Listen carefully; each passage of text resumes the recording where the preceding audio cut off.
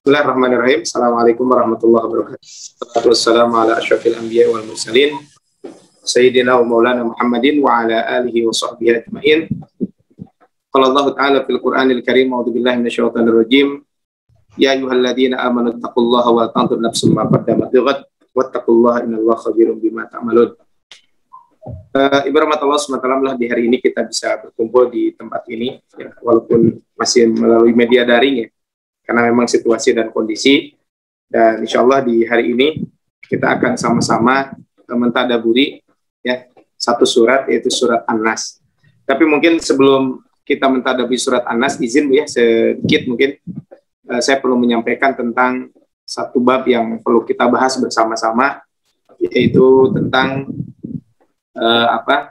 yang perlu kita bahas, yaitu surat amalan di bulan Sya'ban. Mungkin ini sekilas saja Bu ya, bukan materi pokoknya, tapi ini perlu saya sampaikan kaitan dengan amaliyah di bulan Sya'ban. Nah, maksudnya adalah saya menyampaikan tentang amaliyah di bulan Sya'ban ini karena kita sekarang sudah berada di tanggal 2 bulan Sya'ban. Dan insya Allah Senin, berarti 4 Senin lagi ya, 4 Senin lagi, nanti Senin kelima, nah mohon maaf 4 Selasa lagi, Selasa kelima nanti kita sudah berada di bulan Ramadan. Nah, mungkin sedikit sebagai kaitan dengan amaliyah bulan Sya'ban, karena bulan ini bulan istimewa. Karena bulan ini bulan istimewa, tentu kita pun harus memposisikan sebagai bulan istimewa, dan kita pun harus melakukan beberapa amalan ibadah yang memang dianjurkan di bulan ini. Yang pertama, berahmat Allah Subhanahu wa Ta'ala, di bulan Sya'ban ini, maka yang pertama adalah yang kita lakukan adalah hendaklah kita memperbanyak ibadah puasa. Jadi di bulan Sya'ban ini maka hendaklah kita memperbanyak ibadah puasa. Nah, ibadah puasa yang kita lakukan di bulan Sya'ban ini memang perbanyak ya dibanding bulan-bulan yang lainnya. Karena disebutkan kata Sayyidah Aisyah, karena Rasulullah yasumu hatta naqula la yuftir. Ya. Aku tidak disebutkan adalah Rasulullah, beliau biasa menjalankan ibadah saum sampai kami katakan beliau tidak berbuka. Kemudian wayuftiru hatta naqula la yasum. Bahkan Rasul pun terbiasa menjalankan ibadah saum ini, tidak berpuasa di bulan Sya'ban ini sampai kami katakan beliau memang tidak pernah berpuasa.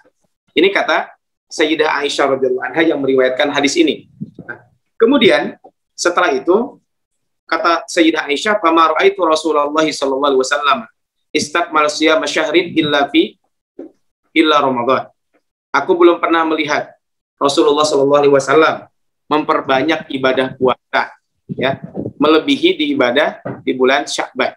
Jadi aku belum pernah melihat ya Rasulullah memperbanyak ibadah puasa kecuali di bulan Sya'ban. Ini kata kata Sayyidah Aisyah radhiyallahu anha ya.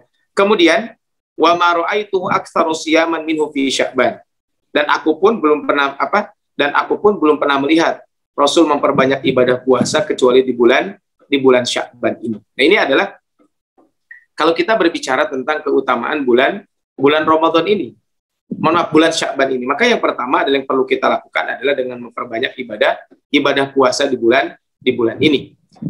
Ada satu pertanyaan, kenapa Rasul memperbanyak ibadah puasa? Memang sih banyak para ulama mengatakan tentang keutamaan ini. Yang menarik, ibarat Allah Subhanahu wa Ta'ala, apa yang telah disampaikan oleh Imam Ibnu Rajab Al-Hambali. Ya.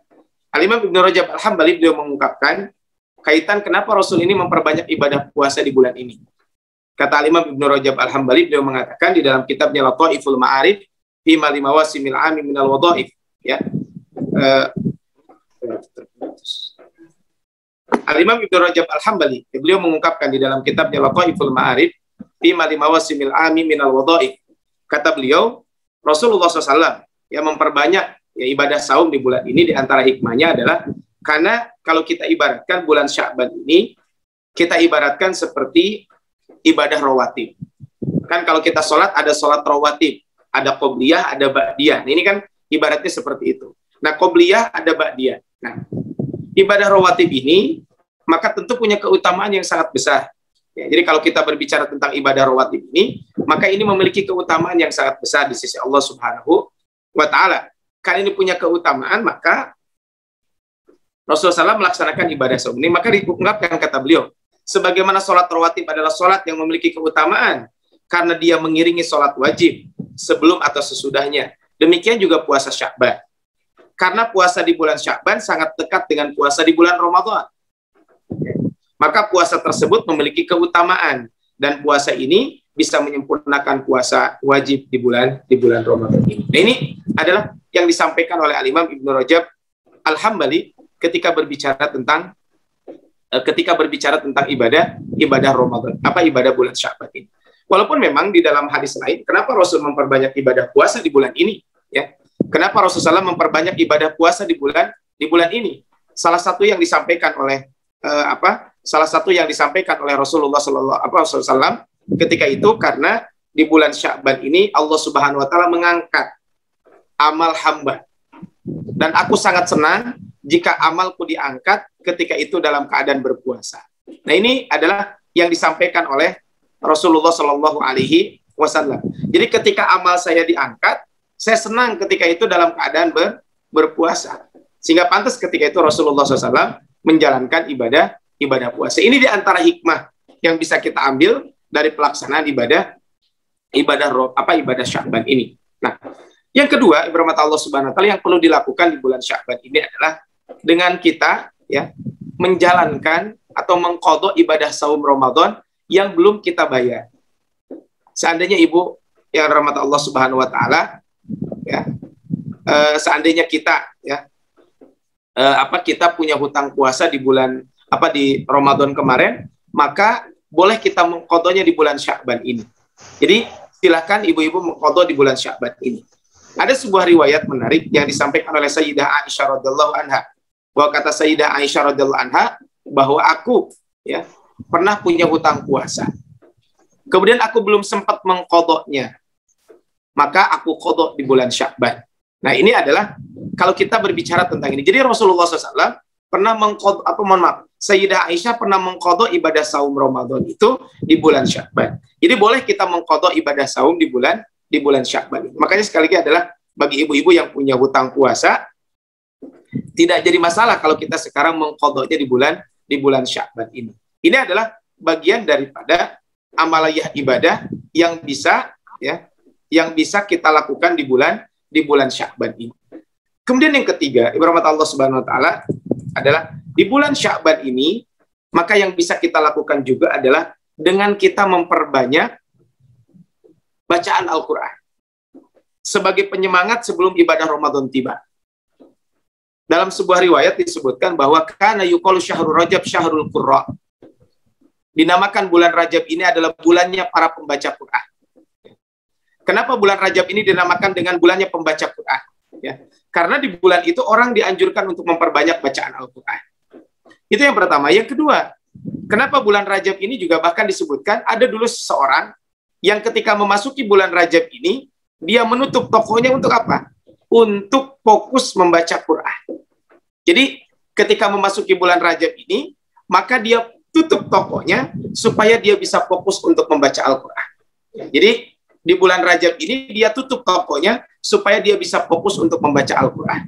Nah, ibarat Allah Subhanahu Wa Taala, maka ini menjadikan pelajaran buat kita semua. Makanya hari ini insya Allah kita akan membahas satu surat, mungkin mudah-mudahan dengan kita mentadaburi surat ini, kita semuanya bisa mengambil pelajaran, bisa mengambil ibrah dari yang kita baca pada kesempatan kali ini. Kemudian yang keempat, ibarat Allah Subhanahu Wa Taala, maka berikutnya adalah yang bisa kita lakukan di bulan Sya'ban ini, yang bisa kita lakukan di bulan Sya'ban ini, setelah tadi kita menjelaskan tentang dianjurkan kita memperbanyak ibadah puasa dan lain sebagainya. Kemudian berikutnya adalah perbanyak amal-amal soleh di bulan ini. Kenapa di bulan ini kita memperbanyak amal-amal soleh? Karena memang di bulan ini bulan yang penuh dengan keberkahan. Memang namanya amal soleh bisa kita lakukan kapanpun. Jadi amal soleh ini bisa kita lakukan kapanpun. Tapi khusus mungkin dengan bulan Ramadan, dengan bulan Sya'ban ini, kita memperbanyak amal ibadah ini tujuannya apa? Supaya ketika Ramadan tiba, kita bisa optimal dalam beribadah kepada Allah Subhanahu Wa Taala. Ini mungkin yang bisa kita lakukan. Makanya betul kata Abu Bakar Al-Balkhi, beliau mengungkapkan bahwa bulan Rajab adalah bulan Rajab ibarat kita menanam. Bulan Sya'ban kita menyiram tanaman. Dan bulan Ramadan adalah kita ketika bulan Ramadan tiba, maka kita memanen tanaman tersebut. Ini ungkapan Abu Bakar Al-Balkhi. Maka kata beliau, barang siapa yang tidak menanam di bulan Rajab, kemudian tidak menyirami air di bulan Sya'ban, kata beliau, tidak menyirami tanaman di bulan Sya'ban, maka bagaimana ya, kita bisa memanen di bulan Rajab tersebut, di bulan Ramadan tersebut. Nah, ini adalah yang bisa kita lakukan. Kemudian berikutnya, berahmat Allah Subhanahu wa taala, di bulan Sya'ban ini yang perlu kita lakukan juga adalah dengan kita mempersiapkan diri untuk menghadapi bulan Ramadan. Insya Allah mungkin nanti di Selasa bulan depan ya, mudah-mudahan kita bahas sedikit kaitan dengan bagaimana sih ibadah saumnya salafus saleh dahulu ya, antara ibadah Ramadan ya yang dilakukan salafus saleh dahulu seperti apa, yang dilakukan oleh Nabi SAW, kemudian dilakukan juga oleh para sahabat dan yang lainnya, bagaimana kaitan dengan ibadah Ramadan ini. Mungkin nanti di kesempatan yang akan datang insya Allah kita akan membahas tentang bab ini. Tapi berahmat Allah Subhanahu wa taala, ini mungkin sekedar mukaddimah awal ya, kaitan dengan pembahasan yang perlu saya sampaikan di kesempatan kali ini, kaitan dengan ibadah yang kita lakukan di bulan Sya'ban ini. Tapi berahmat Allah Subhanahu wa taala, sekarang kita akan membahas tentang tadabbur surat An-Nas ya. Baik, a'udzubillahi minasyaitonirrajim. Bismillahirrahmanirrahim. Qul a'udzu birabbin nas, malikin nas, ilahin nas, min syarril waswasil khannas, alladzi yuwaswisu fi sudurin nas, minal jinnati wan nas. Ini adalah yang akan kita bahas di kesempatan kali ini, adalah surat An-Nas ini. Ya, saya ulangi ya. Kita akan membahas hari ini kaitan dengan surat An-Nas ini. Ini saya coba share screen Bu ya, sebentar. Masih belum bisa. Masih loading ya. Ya. Baik, kita akan membahas tentang tadabbur surat An-Nas ini. Berahmat Allah Subhanahu wa taala ya. Sekali lagi kita akan mentadabburi surat An-Nas ini. Apa yang akan kita bahas dalam surat An-Nas ini? Nah, kurang lebih ini Bu, diagramnya ataupun mind map-nya yang akan kita bahas kaitan dengan surat An-Nas ini. Maka sebenarnya pembahasannya adalah dua. Pertama, muqaddimah ya. Jadi muqaddimah surat An-Nas nanti kita akan bahas. Kemudian yang kedua adalah tafsirul ayat. Nanti kita akan sama-sama mentadaburi ayat-ayat surat An-Nas ini. Kemudian nanti di sini ada al-isti'adah. Tafsirul ayat itu adalah surat ini kan berbicara tentang isti'adah. Ya. Dinamakan dengan isti'adah. Kemudian nanti kita akan bahas tentang masdarul isti'adah. Tentang sumber kita memohon perlindungan dari Allah tuh apa? Sumber memohon perlindungan itu dari siapa? Ini kurang lebih kalau diterjemahkan ya. Jadi sumbernya dari mana kita memohon perlindungan kepada Allah itu? Pertama adalah Rabbin Nas, Tuhan manusia. Kemudian Malikin Nas, Raja manusia. Ilahin Nas, sembahan manusia. Kemudian berikutnya adalah jenis istiadahnya apa? Kita berlindung dari kejahatan bisikan. Baik itu bisikan jin ataupun bisikan manusia yang senantiasa membisikkan di dalam dada manusia. Ini kurang lebih adalah rasmul bayannya yang akan kita bahas kaitan dengan surat yang akan kita bahas di hari ini. Tapi berahmat Allah Subhanahu wa taala, kalau kita membahas tentang surat An-Nas, ini muqaddimah dulu ya. Surat An-Nas. Surat An-Nas, kedudukan dan keutamaan surat An-Nas. Surat An-Nas ini terdiri dari 6 ayat. Jadi kalau kita berbicara tentang surat An-Nas ini adalah surat yang terdiri dari 6 ayat. Ya, jadi ayatnya adalah ada 6 ayat. Nah, kenapa dinamakan surat An-Nas? Karena di dalam surat ini ada kata-kata An-Nas. Nah, surat ini terdapat pada urutan terakhir ya dalam Al-Qur'an, yaitu surat ke-114. Nah, kalau kita lihat kan Al-Qur'an itu dimulai dari surat Al-Fatihah, maka diakhiri dengan surat An-Nas. Nah, surat ini berada di surat terakhir. Surat ini turun bersama-sama dengan surat Al-Falaq. Jadi surat ini turun bersama dengan surat Al-Falaq. Jadi surat An-Nas, surat Al-Falaq itu satu paket diturunkan. Nah, kemudian, dan ini termasuk surat Makkiyah. Maksudnya adalah surat yang turun sebelum Rasulullah SAW hijrah ke kota Madinah. Ini adalah kalau kita berbicara tentang surat An-Nas ini. Jadi dinamakan surat An-Nas kenapa? Karena memang di dalam ayat itu diulang-ulang, Qul a'udzu birabbin nas. Tapi berahmat Allah Subhanahu wa taala, surat ini ya, kalau kita berbicara tentang surat An-Nas ini termasuk al-muawwidataini. Ya. Jadi surat An-Nas ini termasuk al-muawwidataini. Apakah yang dimaksud dengan al-muawwidataini?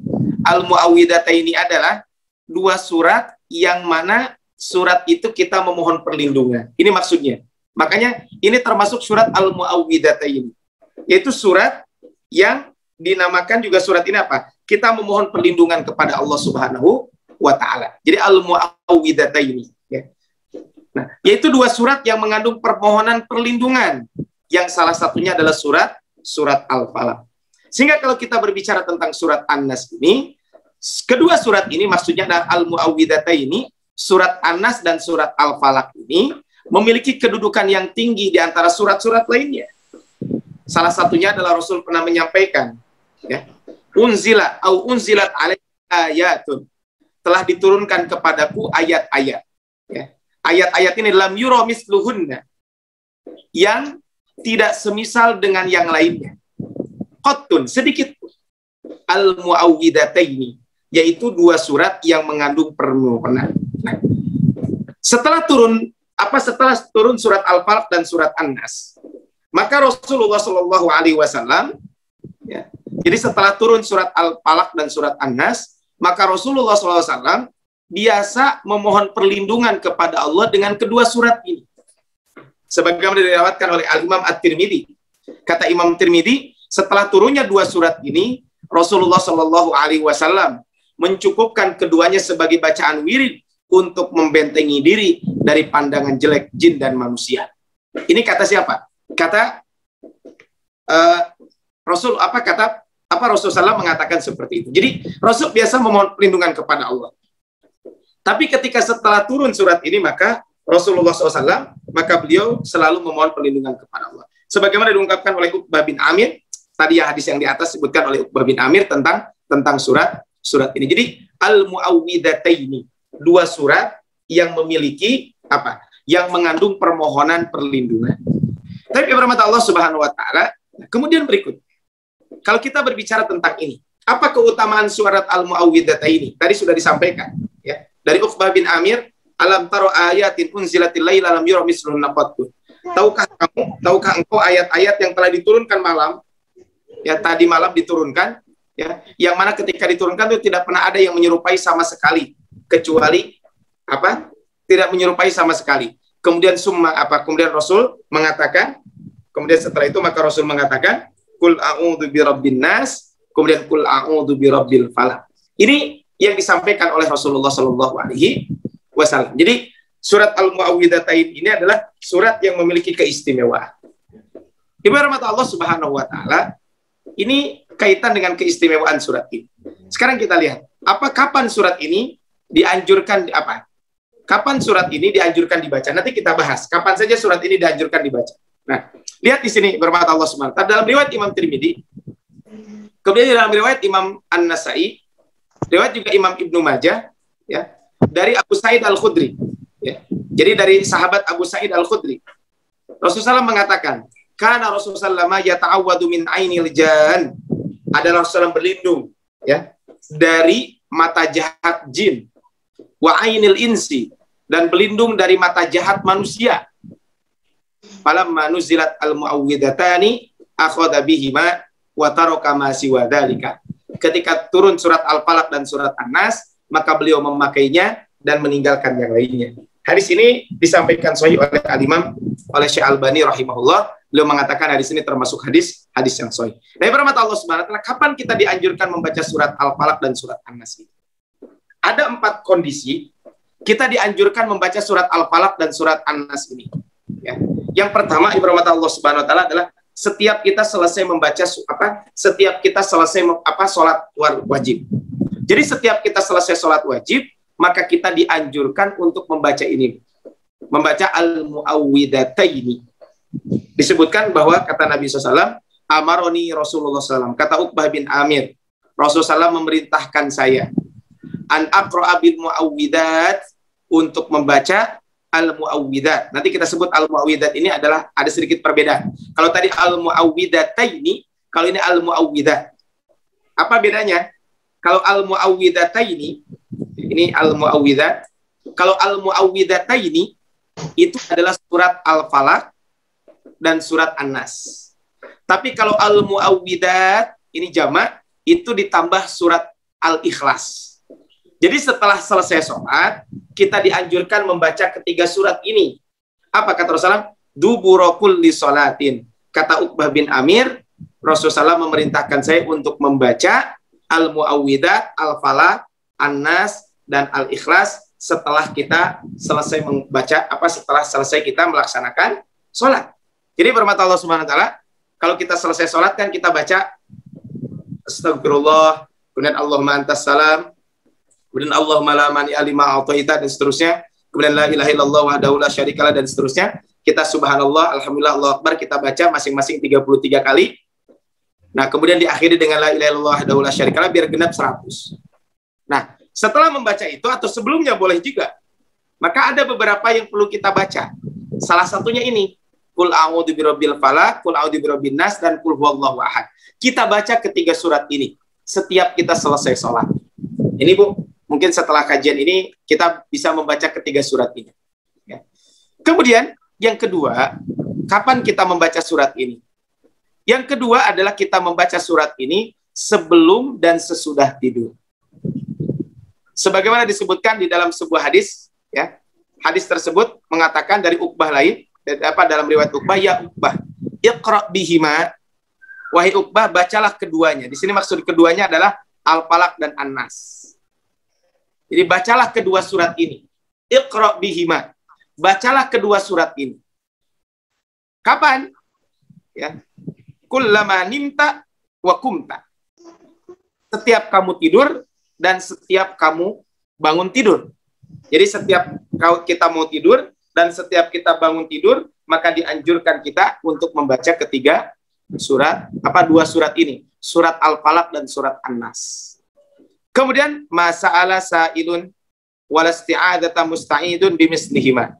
Kata Rasulullah, tidaklah seseorang bisa meminta atau berlindung dengan seperti keduanya. Hadis riwayat Imam Ahmad dan Imam Ibnu Huzaimah dan dihukumi hasan oleh Syekh Al-Albani rahimahullah. Jadi setiap kita mau tidur lah minimal kita membaca Al-Mu'awwidataini ini. Dan bagaimana cara membacanya? Memang dianjurkan hormat Allah Subhanahu wa taala, kalau kita sebelum tidur, maka kita baca Falaq bin Nas ini, kemudian kita tiupkan ke tangan kita, setelah ditiupkan tangan, kemudian usapkan ke seluruh anggota tubuh kita yang sampai oleh tangan kita. Ini adalah caranya. Kalau kita punya anak gimana? Kalau kita punya anak, maka kita bisa membacanya, ya. Kemudian kita bacakan ke anak kita, kemudian setelah kita bacakan, maka berikutnya adalah kita tiupkan ke tangan kita dan kita usapkan ke anak kita. Jika anak kita masih kecil. Nah, ini kan bisa dilakukan, Bu. Jadi kalau kita ingin melakukan ini, maka bisa kita lakukan seperti tadi. Ya, jadi ini adalah salah satu cara bagaimana kita menyelamatkan kita dan keluarga kita dari gangguan setan, jin, dan lain sebagainya. Salah satu dengan ini. Dengan membaca Al-Mu'awwidataini. Yang ketiga, surat ini dianjurkan dibaca kapan?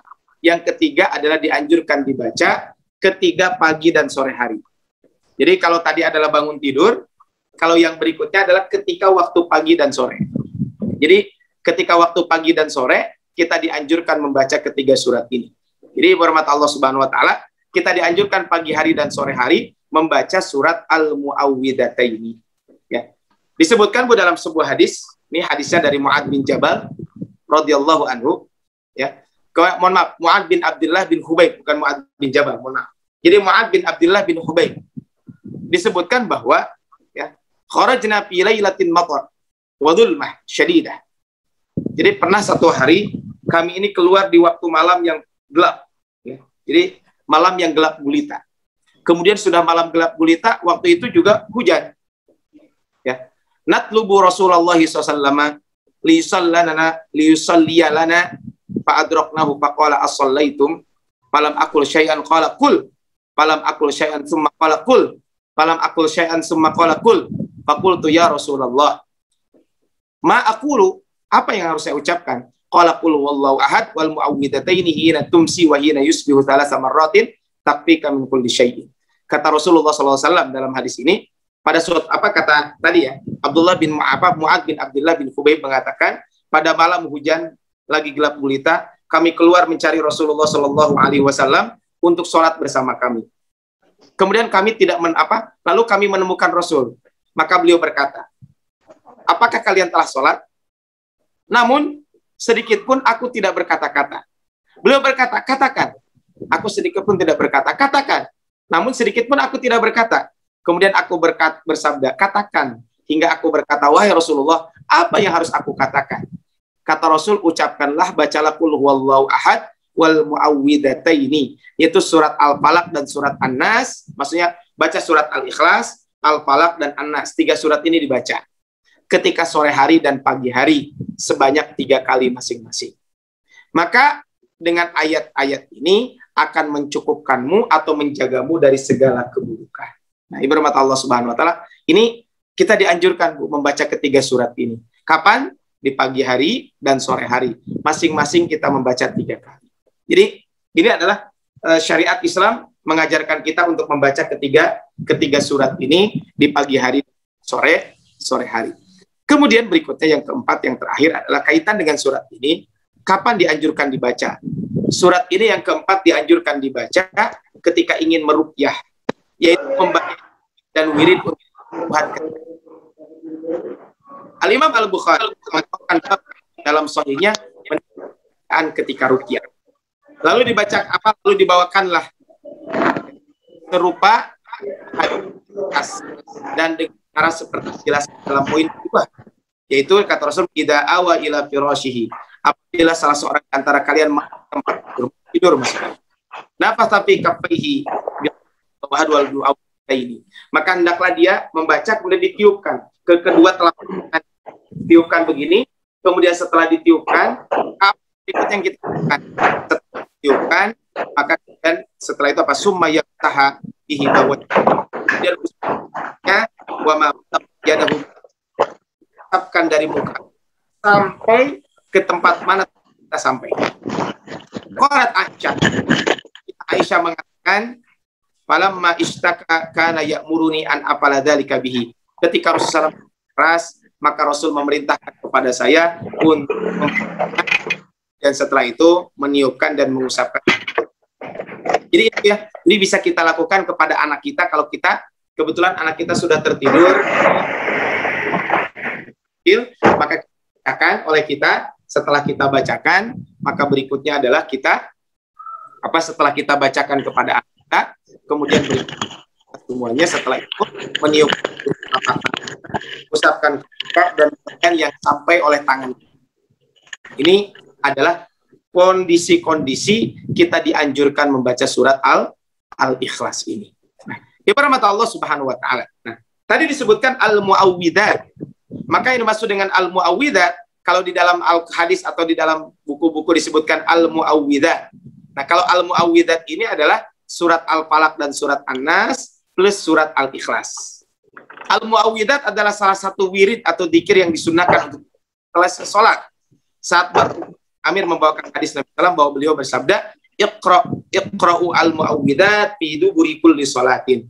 Bacalah al-muawwidat setiap kita selesai melaksanakan ibadah sholat. Ini adalah menyebutkan tentang keutamaan surat An-Nas. Termasuk juga adalah ini keutamaan surat Al-Falaq dan surat Al-Ikhlas. Nah, ibu rahmat Allah Subhanahu wa taala, al-muawwidat juga dijadikan dzikir di waktu pagi dan sore.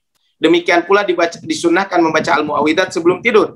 Al-muawwidat juga bisa dijadikan bacaan ruqyah, pengobatan ala Islami dengan membaca ayat-ayat Al-Qur'an. Di penghujung Rasulullah SAW, beliau dalam keadaan sakit, Rasulullah SAW meruqyah dirinya dengan membaca al-muawwidat, dan ketika sakitnya parah, maka Rasulullah SAW menyuruh kepada istrinya Sayyidah Aisyah radhiyallahu anha untuk membacakan untuk membacakan al-muawwidat ini.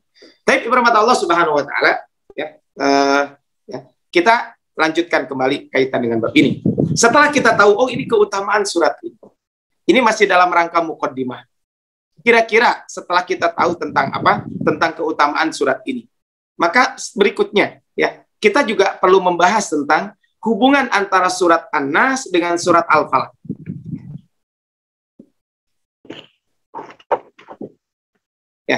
Baik, ini adalah kalau kita berbicara tentang tentang al-muawwidat ini. Nah, tapi sebelumnya ini ada pertanyaan Bu ya, mungkin biar nyambung ya. Ada pertanyaan di chat Zoom, mungkin biar nanti ibu-ibu kalau ada pertanyaan bisa langsung ketik saja. Atau mau resen juga boleh. Jadi angkat tangan, nanti ibu-ibu bisa langsung bertanya. Ini ada pertanyaan di chat Zoom. Assalamualaikum Pak Ustadz, untuk mau bertanya. Kalau kita membaca surat Al-Mu'awwidhataini sebelum dan sesudah tidur. Jadi kalau kita membaca surat Al-Mu'awwidhataini sebelum dan sesudah tidur, bagaimana dengan kita yang sedang berhalangan? Mengingat pendapat wanita yang sedang haid tidak boleh membaca Al-Quran. Nah, termasuk surat-surat tersebut. Maka bermata Allah Subhanahu Wa Taala, ya ini kan bagian dari zikir. Kalau zikir boleh-boleh saja. Mungkin adalah kaitan dengan bab ini, saya lebih cenderung kepada pendapat ulama mengatakan boleh-boleh saja membaca Al-Quran. Yang para ulama yang mengatakan tidak boleh, salah satunya adalah membaca langsung dari mushaf. Kalau membaca Al-Quran bil ghaibi, bil ghaibi itu dari hafalan, itu tidak masalah. Apalagi ini kan kaitannya dengan zikir. Zikir kapan? Zikir sebelum tidur dan zikir setelah tidur. Apalagi wallahu alam, pendapat yang paling kuat adalah bahwa membaca Al-Quran bagi wanita yang sedang berhalangan itu boleh-boleh saja. Ya, tapi kalaupun tidak membaca pun tidak masalah. Karena ini bukan satu kewajiban. Tapi kalau membaca dari bil ghaibi dengan cara hafalan itu tidak masalah. Apalagi ini kan ini bagian dari zikir. Bagian dari zikir. Maka zikir pagi, zikir sore, kemudian zikir sebelum tidur, zikir setelah tidur, maka boleh kita baca walaupun dalam keadaan haid. Bahkan disebutkan karena Rasulullah yadhkuru ala kulli ahyanihi. Rasul itu selalu mengingat Allah, berzikir kepada Allah dalam setiap kondisi. Nah, termasuk dalam setiap kondisi itu adalah ketika kondisi Rasulullah Shallallahu Alaihi Wasallam dalam keadaan junub. Maka tadi Bu ya, jadi dibolehkan saja kalau kita membaca Al-Quran tersebut kaitan dengan. Walaupun tadi sebagian ada yang mengatakan tidak boleh. Bagi yang mengatakan tidak boleh dan kekeh dengan itu ya mangga juga. Ya tapi kita kan bisa baca tetap zikir sebelum tidurnya, bismika Allahumma amutu wa ahya, ataupun bismika Allahumma ahya wa bismika amut, atau baca zikir yang lainnya. Baik, ini Bu ya, kaitan dengan pertanyaan biar nyambung ya. Kebetulan pertanyaannya nyambung dengan yang barusan disampaikan. Nah, kalau ada pertanyaan lain mangga mungkin. Tapi kita lanjutkan kepada Allah Subhanahu wa Ta'ala. Nah, apa hubungannya surat ini dengan surat Al-Falaq? Kan sebelum surat ini surat Al-Falaq. Al-Munasabah. Yang menariknya, ibu rahmat Allah Subhanahu wa Ta'ala, ayat Al-Quran itu punya keterkaitan antara satu surat dengan surat lain, antara satu ayat dengan ayat lain. Nah, surat Al-Falaq dengan surat An-Nas apa hubungannya? Kedua-duanya sama-sama mengajarkan kepada manusia hanya kepada Allah menyerahkan diri dari segala kejahatan. Ibu rahmat Allah Subhanahu wa Ta'ala, kan dalam surat Al-Falaq dan surat An-Nas ini diajarkan kita memohon perlindungan kan? Ya. Kita diajarkan memohon perlindungan. Kul a'udzu birabbil falaq. Kul a'udzu birabbin nas. Dari apa kita memohon perlindungan? Min syarri, dari segala kejahatan, dari segala keburukan. Jadi kedua surat ini punya hubungan yang kuat. Apa hubungannya? Sama-sama mengajarkan kepada kita untuk selalu memohon perlindungan dan menyerahkan diri hanya kepada Allah dari segala jenis kejahatan. Dan kejahatan itu ada dua. Satu kejahatan hissi, kejahatan yang tidak nampak, yang nampak. Kemudian yang kedua adalah kejahatan al-maknawi, yang tidak nampak. Nah, di dalam surat Al-Falaq, ya, Allah Subhanahu wa Ta'ala menjelaskan, memerintahkan kepada kita untuk memohon perlindungan min syarri ma khalaq, dari segala bentuk kejahatan. Ya. Di dalam surat Al-Falaq, kita diajarkan, kita diperintahkan untuk memohon kepada Allah dari segala bentuk kejahatan. Sedangkan dalam surat An-Nas dikhususkan, yaitu memohon perlindungan dari jin dan manusia. Ini adalah kaitan dengan hubungan antara surat Al-Falaq dan surat An-Nas. Jadi kedua surat ini erat kaitannya hubungannya. Berkat Allah Subhanahu wa Ta'ala, kita lanjutkan kembali. Nah, setelah kita membahas tentang surat Al-Falaq, ini hubungannya. Marilah kita sama-sama mentadaburi surat ini. Bismillahirrahmanirrahim. Ya. Kul a'udzu birabbil falaq. Kul a'udzu birabbin nas, malikin nas, ilahin nas. Ya. Katakanlah, wahai Muhammad. Ini dalam ayat ini, dalam surat ini Allah mengungkapkan dengan uslub talqin, metode pengajaran dengan perintah. Kul, katakan. Nah, kan kita kalau ada orang meninggal kan sering disebut talqin. Bagaimana talqin bagi orang yang meninggal dunia kan disebutkan talqin. Kul a'udzu birabbin nas. Katakanlah, wahai Muhammad, aku berlindung kepada Rob manusia. Kemudian yang kedua, Malikin Nas, Raja manusia. Yang ketiga, Ilahin Nas, Tuhan manusia. Tapi kita lihat di sini. Ya. Kita bahas sekarang satu ayat kaitan dengan ini. Kul a'udzu birabbin nas. Dalam kaitan surat ini, di 3 surat awal, merupakan tarbiyah ilahiyah, pendidikan dari Allah Subhanahu wa Ta'ala, agar kita memohon perlindungan itu hanya kepada Allah. Kenapa kita meminta perlindungan kepada Allah? Karena Allah itu Rabbin Nas. Allah itu Rabb. Ya. Rabbin Nas ini adalah Tuhan manusia, yaitu yang mengatur dan memperhatikan manusia. Rabb adalah pencipta. Allah yang menciptakan kita. Sehingga wajar kalau kita memohon perlindungan kepada yang menciptakan. Allah itu adalah yang mengatur kita. Kemudian yang ketiga, Allah juga adalah Ar-Razik, yaitu Ar-Razzaq. Allah juga adalah pemberi rezeki. Sehingga kata Imam Al-Baydawi ketika menjelaskan Rabbin Nas, kata beliau, aku berlindung kepada Rabb manusia. Maka Rabbin Nas itu apa? Ketika surat sebelumnya berisi mengenai permintaan perlindungan dari banyak visi yang mencakup manusia dan lainnya. Surat ini permintaan pertolongan tersebut dari bahaya yang mengancam jiwa manusia secara khusus. Di sana diidopatkan An-Nas. Ya, di sana idhofah dimaksudkan secara umum, sedangkan di sini dikhususkan kepada manusia. Kan kalau dalam surat sebelum kul a'udzu birabbil falaq. Kalau di sini apa? Kul a'udzu birabbin nas, malikin nas. Ya, Rabbin nas, malikin nas, ilahin nas. Ibarat Allah Subhanahu wa taala. Ya. Maka ini adalah kalau kita berbicara tentang Rabbin nas. Rabb itu adalah tadi kembali, ya. Rabb itu adalah yang menciptakan, yang mengatur, al-mudabbir. Kemudian Ar-Razzaq yang memberikan rezeki. Sehingga wajar kalau kita memohon perlindungan kepada Allah yang memiliki sifat ini. Kemudian berikutnya adalah Malikin Nas. Kita memohon perlindungan kepada Allah, Zat yang memelihara dan menjaga seluruh manusia, serta menciptakan dan mengatur seluruh manusia. Kemudian Malikin Nas, Zat yang mempunyai kepemilikan dan kekuasaan yang sempurna. Bahkan nanti di dalam surat Al-Fatihah yang disebutkan Maliki Yaumiddin. Ini kan beda lagi. Di sini adalah Malikin Nas. Allah itu adalah pemilik dari segala sesuatu yang ada di alam ini. Sehingga wajar kalau kita memohon perlindungan kepada pemilik ini. Kemudian adalah setelah itu apa? Ilahin Nas. Ini khusus buat Allah Subhanahu wa taala. Kalau Rabb yang mengatur, mungkin saja manusia juga ada yang dalam batasan-batasan tertentu. Menciptakan, ya menciptakan sesuatu. Mungkin saja. Tapi Malik, raja, mungkin saja. Ya, ada raja di dunia kan banyak raja-raja, tapi ilahin nas, ini satu-satunya sifat khusus buat Allah Subhanahu wa taala. Makanya dalam syahadat kita bukan asyhadu alla ya apa? Syariat kan asyhadu alla ilaha illallah kan? Bukan asyhadu alla bukan asyhadu alla ilaha illallah kan? Bukan asyhadu alla rabbillah enggak, tapi ilah asyhadu alla ilaha illallah. Bukan Rabb, bukan Malik, tapi ilah. Ini khusus buat Allah Subhanahu wa taala. Nah, ini adalah kalau kita berbicara tentang kul a'udzu birabbin nas, malikin nas, ilahin nas. Ketiga sifat ini, yaitu sifat Allah Subhanahu wa taala, maka dengan ketiga sifat ini Nabi Muhammad SAW diperintahkan untuk memohon perlindungan hanya kepada Allah Subhanahu wa taala. Dari kejelekan nanti disebutkan alladzi yuwaswisu fi sudurin nas minal jinnati wan nas. Kita mohon perlindungan kepada Allah. Jadi sekali lagi adalah merupakan pendidikan robbani.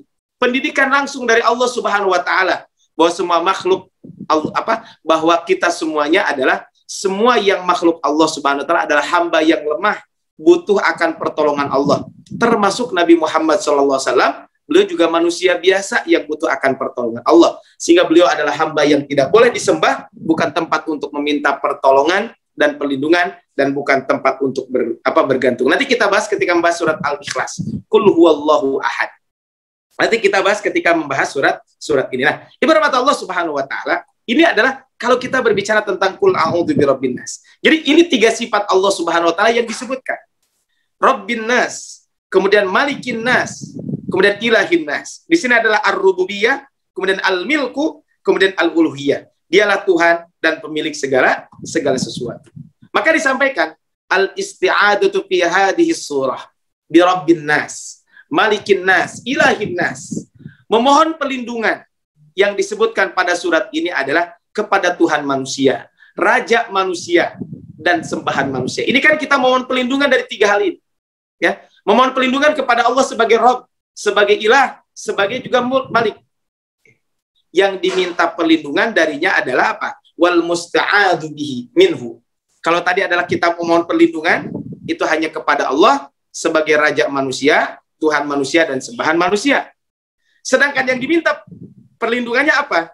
Adalah syarril waswasil khannas, yaitu jahatnya bisikan yang bersumber dalam dada manusia.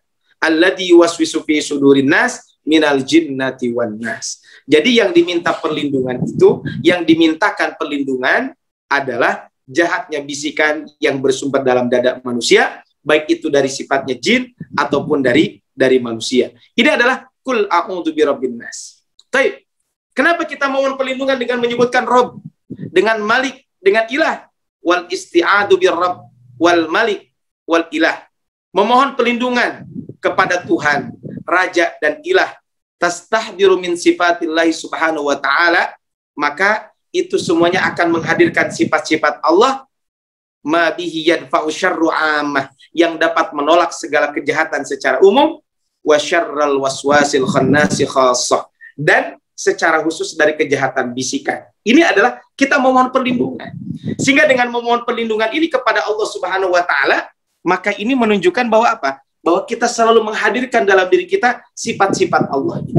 Ibarat Allah Subhanahu wa taala, maka ini adalah perlu kita lakukan bersama-sama. Kita selalu memohon perlindungan. Sehingga wajar tadi disampaikan, kita dimohon untuk memohon perlindungan kepada Allah Subhanahu wa taala. Sehingga lihat di sini.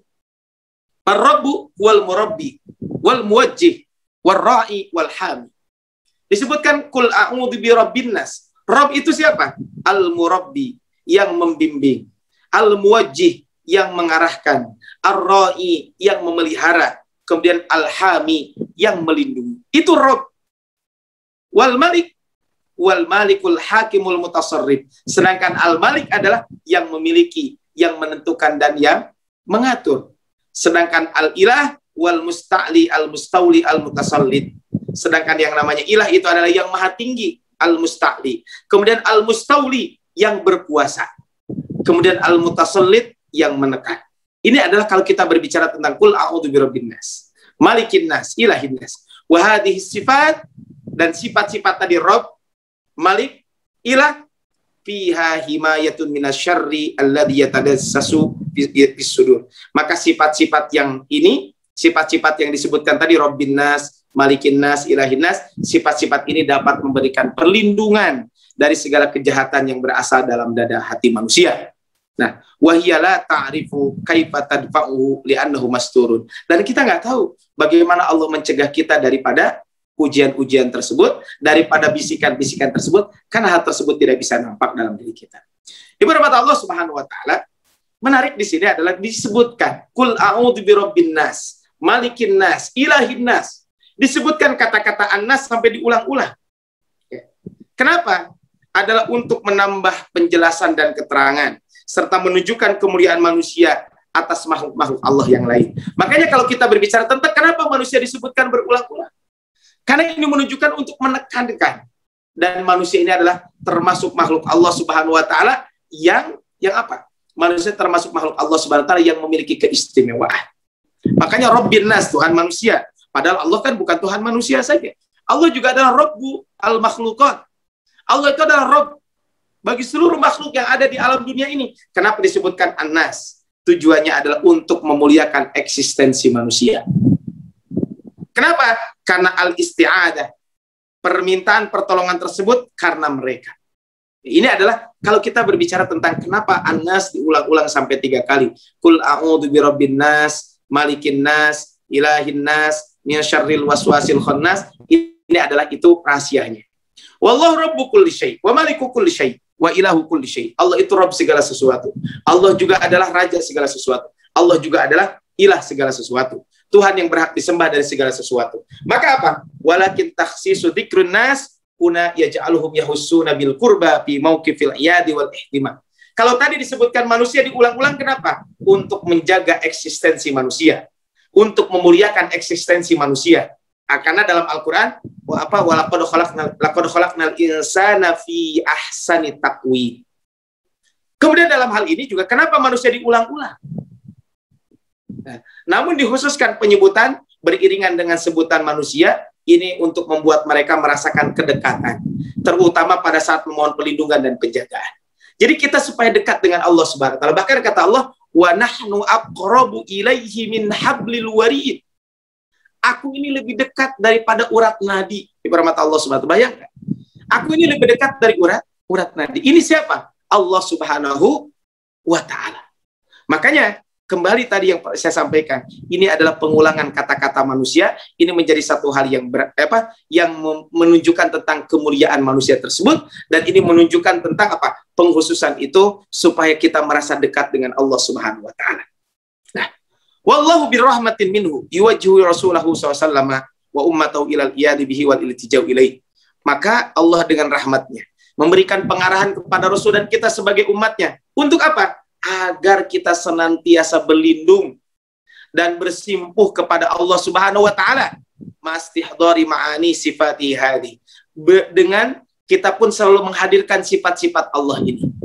Maka Rabbin Nas, kita memohon perlindungan kepada Allah sebagai Rabb manusia. Kenapa? Karena memang Allah yang menciptakan kita, Allah yang mengatur kita, Allah juga yang memberikan rezeki kepada kita. Sehingga wajar kalau kita memohon perlindungan. Malikin Nas, kita hadirkan sifat Allah Malikin Nas. Allah itu raja manusia. Karena raja tentu adalah dia kekuasaannya sangat kuat. Kemudian Ilahin Nas, kita pun kenapa beribadah kepada Allah? Karena tidak ada ilah yang berhak diibadahi kecuali Allah. Kenapa? Allah telah menciptakan kita, mengatur kita, memberikan rezeki kepada kita, menguasai kita, sehingga wajar kalaupun kita bersyukur kepada Allah dengan beribadah kepadanya. Kemudian apa?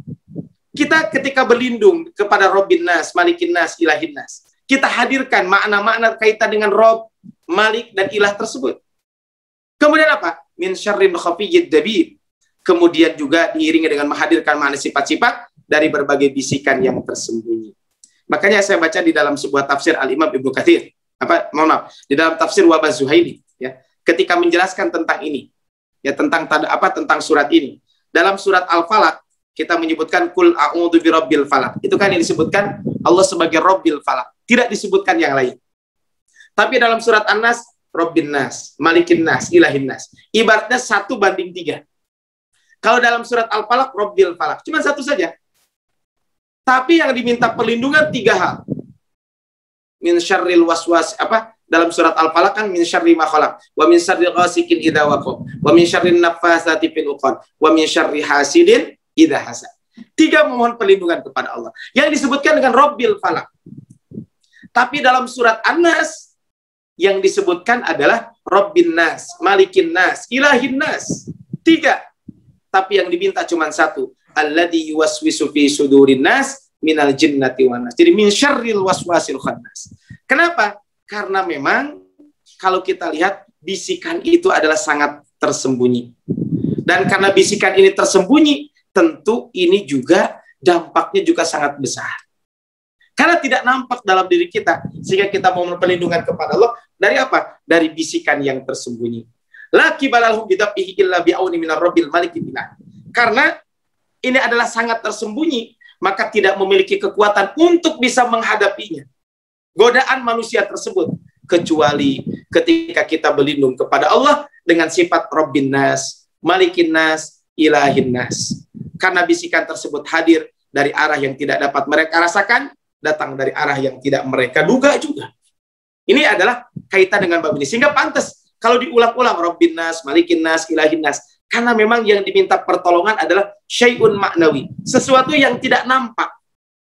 Dan sesuatu yang tidak nampak ini kan berat. Makanya pantas kita memohon perlindungan kepada Allah Subhanahu wa ta'ala. Sehingga yang disebutkan adalah 1 hari, 1 kali, ya. Dalam surat Al-Falaq itu adalah Robnya adalah disebutkan 1 kali, ya. Sumber masdarul isti'adahnya 1 kali, Rabbil Falaq. Sedangkan di dalam surat An-Nas, masdarul isti'adahnya adalah Rabbin Nas, Malikin Nas, Ilahin Nas. Sedangkan al-isti'adah, al-musta'adu bihi, yang dimintakan perlindungan cuma 1, yaitu adalah alladzi min syarril waswasil khannas. Itu dari bisikan manusia. Nah, Allah menyebutkan bahwa Dia adalah Tuhan, ya, segala manusia, seluruh manusia. Meskipun sebenarnya Allah itu adalah Tuhan seluruh makhluk. Karena dua alasan. Kenapa Allah menyebutkan Rabbin Nas, Malikin Nas, Ilahin Nas? Rabbin Nas, Allah itu kan Tuhan seluruh makhluk. Kenapa disebutkan Rabbin Nas? Karena manusia adalah makhluk yang diagungkan. Ya. Dengan menyebut mereka, Allah memberitahu bahwa Dia adalah Tuhan yang memelihara mereka, meskipun derajat mereka agung. Jadi, ini menunjukkan bahwa manusia makhluk yang agung, yang diagungkan, mukarramun. Ya.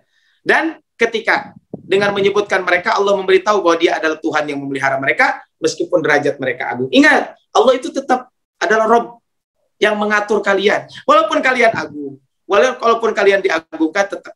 Kemudian yang kedua adalah karena Allah SWT memerintahkan untuk meminta perlindungan dari kejahatan manusia. Dengan menyebut mereka, Allah memberitahu bahwa Dialah yang memberikan perlindungan kepada mereka. Makanya ini adalah ketika menyebutkan tentang Rabbin Nas, Malikin Nas, Ilahin Nas tersebut. Ibarat mata Allah Subhanahu wa taala, kemudian syarril waswasil khannas, dari kejahatan bisikan setan yang biasa tersembunyi. Makna al-waswasah, ya. Kalau kita al-waswas, ya, bahasa kita sering disebut dengan waswas. Waswas adalah bisikan yang betul-betul tersembunyi dan samar.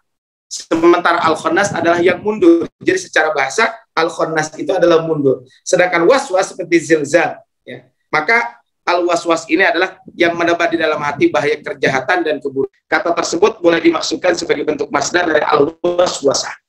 Jadi bisikan yang betul-betul tersembunyi dan samar. Jadi kita mohon perlindungan min syarril waswasil khannas. Berkat Allah Subhanahu wa taala. Kalau kita lihat ayat ini, subhanallah, ayat ini bagaimana kita mohon perlindungan? Bagaimana maksud ayat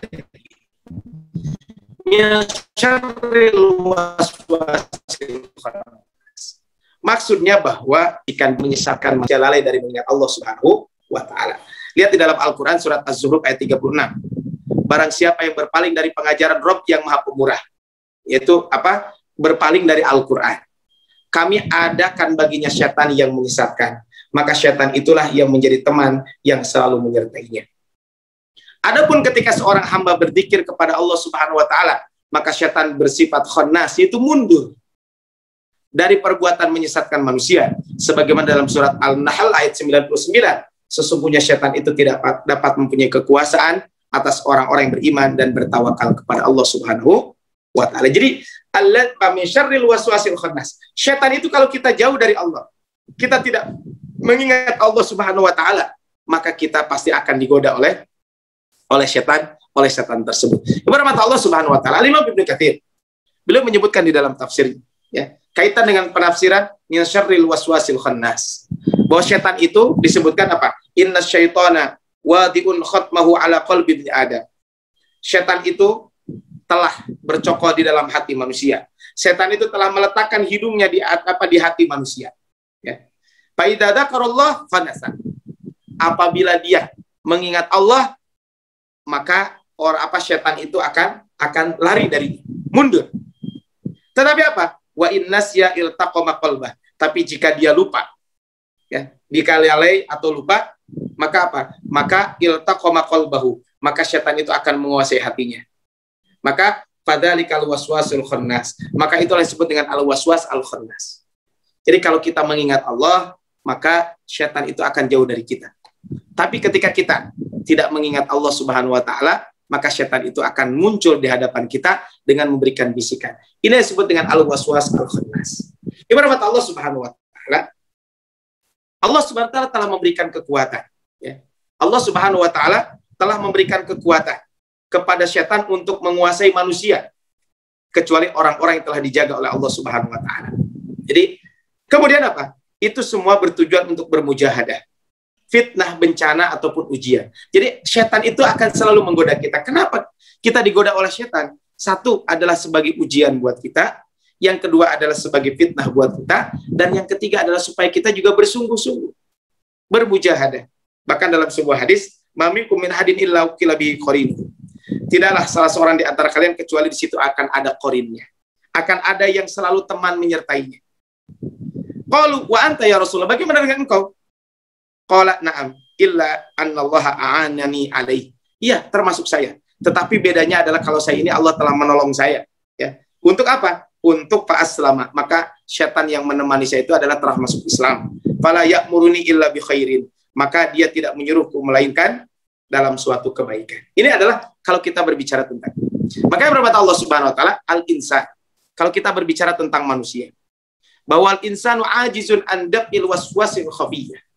Maka yang namanya manusia itu, dia itu adalah sangat lemah untuk menjawab. Manusia itu sangat lemah dari menolak bisikan. Dari menolak bisikan yang sangat tersembunyi. Manusia itu sangat lemah untuk menolak apa? Menolak bisikan yang tersembunyi itu. Makanya karena kita ini lemah, karena itu Allah memberikan petunjuk dengan perangkat berupa senjata dalam perang yang sangat mengerikan. Jadi kalau kita lihat di sini adalah kita memang melemah untuk melawan syaitan ini. Tapi Allah SWT dengan perangkat, dan perangkat itu adalah senjata yang sangat kuat untuk bisa mengalahkan syaitan. Ada pelajaran yang sangat penting dalam apa dengan mensifati al-waswas dengan apa? Yaitu dengan al-khannas. Kan min syarril waswasil khannas. Bahwa sifat ini dari satu sisi menunjukkan tersembunyi dan samar, sehingga mendapatkan kesempatan yang baik untuk membisikkan dan merayu. Al-waswas. Namun dari sisi lain mengisyaratkan kelemahannya di hadapan orang-orang yang sadar akan tipu daya dan selalu melindungi pintu-pintu masuk yang ada di dadanya. Jadi al-waswas al-khannas, kan al-waswas itu kan tersembunyi. Waswasa itu adalah apa? Tadi bisikan al-khafiyah yang tersembunyi. Tetapi al-khannas yang bisa mundur. Maksud mundur apa? Ini menunjukkan kelemahan seperti bisikan ini. Kita semuanya sebenarnya bisa mengalahkan. Kaitan dengan bisikan ini, kapan?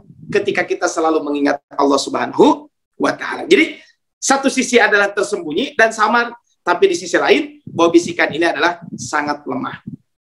Baik yang berasal dari jin atau manusia, jika mampu dihadapi akan lambat, jika mampu dihadapi akan lambat dan kembali lagi sebagaimana semula, lalu menutup dan tersembunyi. Atau seperti disampaikan oleh Nabi SAW tadi, jika dia berzikir kepada Allah maka ia akan menjauh, namun jika ia lengah maka setan itu akan membisikkan kepada kita semuanya. Dari pelajaran ini akan memperkuat hati dalam berhadapan menghadapi berbagai macam bisikan, karena ia adalah lambat, lemah di hadapan orang beriman dan sadar kepada perang ini. Jadi keberkatan Allah SWT, jadi al-waswasil khannas ini maka sebenarnya bisa kita lawan. Bagaimana kita melawannya? Kita melawannya dengan selalu memohon perlindungan kepada Allah, selalu mengingat Allah SWT. Makanya dianjurkan dibaca setiap selesai sholat, sebelum tidur dan setelah tidur, ketika pagi hari dan sore hari. Termasuk adalah ketika kita meruqyah, mengobati ya orang dengan dengan ruqyah yang diajarkan oleh Islam, yang diajarkan oleh Nabi Shallallahu Alaihi Wasallam. Kemudian apa? Kata Allah, alladzi yuwaswisu fi sudurin nas. Tadi adalah min syarril waswasil khannas, kemudian alladzi yuwaswisu fi sudurin nas, yang membisikkan kejahatan ke dalam dada manusia. Inilah misi setan.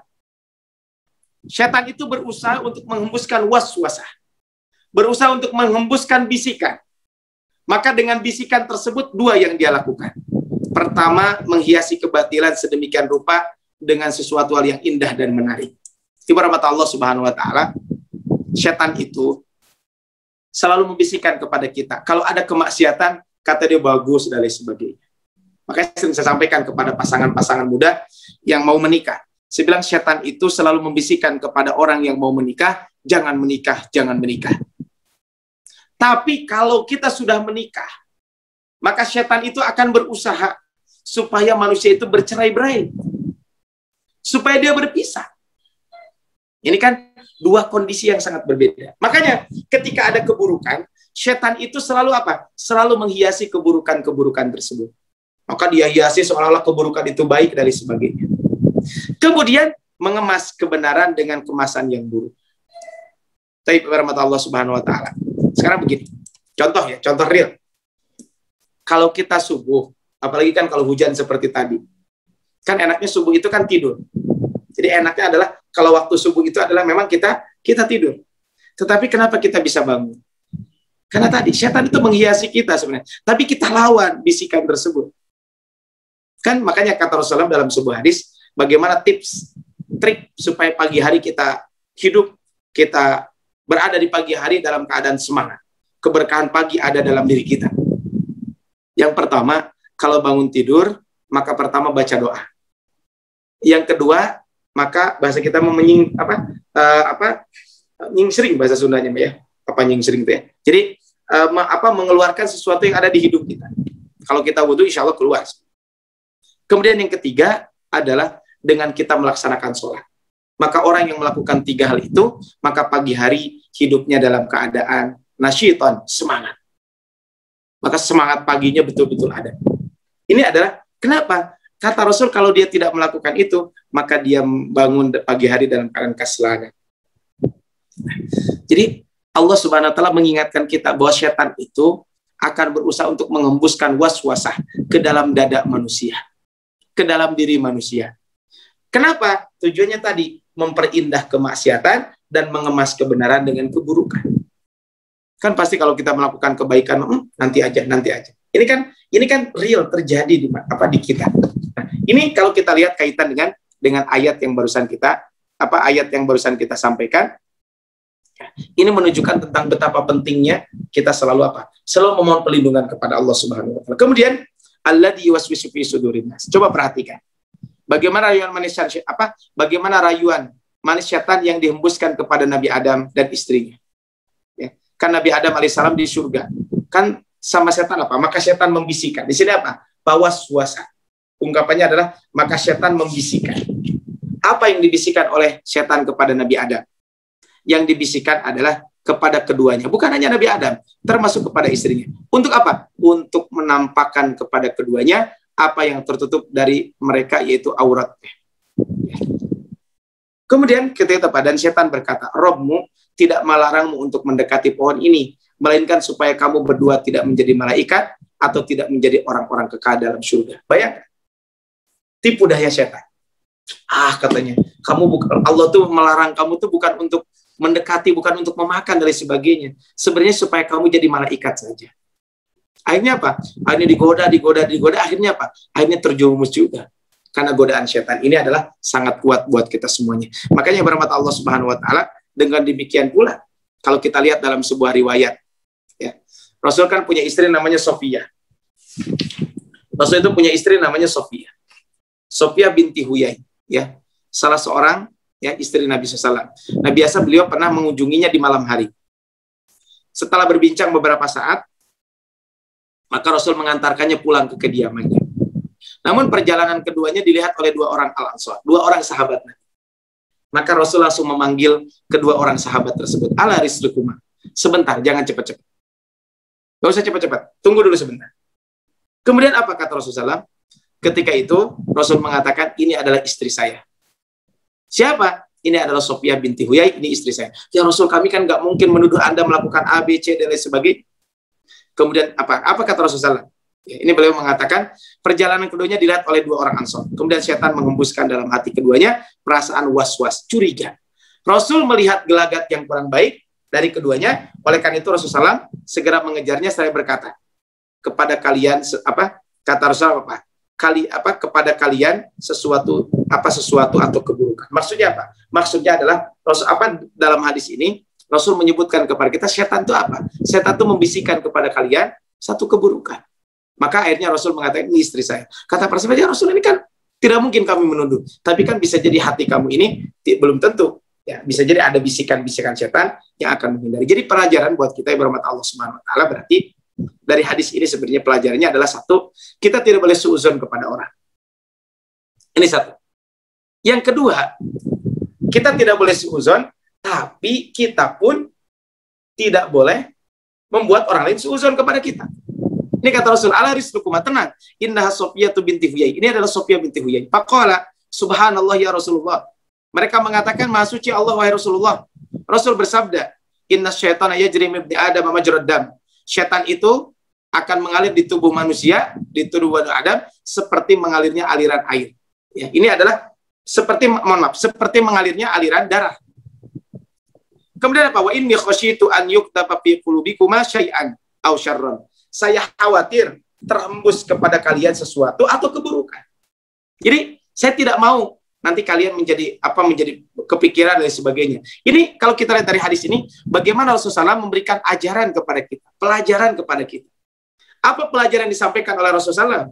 Yang disampaikan oleh Rasulullah SAW adalah dalam konteks ini, bagaimana beliau mengajarkan kepada kita, tidak boleh suuzon. Yang kedua, jangan membuat orang lain suuzon. Segera hindari perbuatan-perbuatan yang membuat orang lain suuzon. Tadi kan Rasul ketika melihat beliau sedang berjalan di malam hari dengan seorang wanita, pasti kan ada desas-desus. Oh, Rasul berarti punya istri lagi dan sebagainya. Padahal itu istrinya. Maka Rasul sebelum terjadi apa-apa, maka beliau segera mengingatkan. Kepada siapa? Kepada kedua sahabat tersebut. Tunggu sebentar, ini istri saya. Ini bahasa kitanya, ya Rasul gak mungkin saya menuduh macam-macam kepada engkau. Tapi kan kata Rasul, ya namanya setan bisa datang kepada. Makanya, inilah watak setan. Selalu menghembuskan bisikan-bisikan jahat ke dalam hati manusia. Alladzi yuwaswisu fi sudurin nas. Apalagi ya, Allah Subhanahu wa taala dengan segala hikmahnya telah menciptakan pendamping atau dari apa? Pendamping dari kalangan jin bagi setiap manusia. Bahkan Rasul mengatakan ya, tadi yang disampaikan hadis ya, tidaklah seorang dari kalian kecuali diberikan seorang pendamping dari kalangan jin. Maka para sahabat berkata, bagaimana dengan engkau? Apakah termasuk engkau wahai Rasulullah? Termasuk saya. Cuman yang membedakan hanya saja Allah telah menolongku darinya. Karena dia masuk Islam, maka dia tidaklah memerintahkan kepadaku kecuali kebaikan. Ini adalah kalau kita lihat dari hadis Nabi SAW ayat ini. Min syarril waswasil khannas alladzi yuwaswisu fi sudurin nas, kemudian minal jinnati wan nas. Dari ayat ini tampak jelas bahwa yang melakukan bisikan itu ada dua. Satu manusia, kedua jin. Kalau manusia jelas memberikan bisikan, ya, mengajak orang untuk melakukan keburukan. Makanya kalau lihat di sini, dan demikianlah kami jadikan bagi setiap nabi itu musuh, yaitu musuh dari jenis setan dan musuh dari jenis manusia. Jadi setan dari jenis manusia dan setan dari jenis jin. Sebagian mereka membisikkan kepada sebagian yang lain. Ini ungkapannya, sebagian mereka membisikkan kepada sebagian yang lainnya dengan perkataan-perkataan yang indah untuk menipu manusia. Jadi memang yang menggoda kita itu adalah bisa jadi sumbernya manusia, sumber kejahatan itu bisa jadi jin. Makanya salah satu jalan keluar dari bisikan dan godaan setan, baik dari kalangan jin dan manusia adalah dengan cara apa? Dengan cara kita berlindung kepada Allah Subhanahu wa taala. Dan jika setan mengganggumu dengan suatu gangguan, maka mohonlah perlindungan kepada Allah.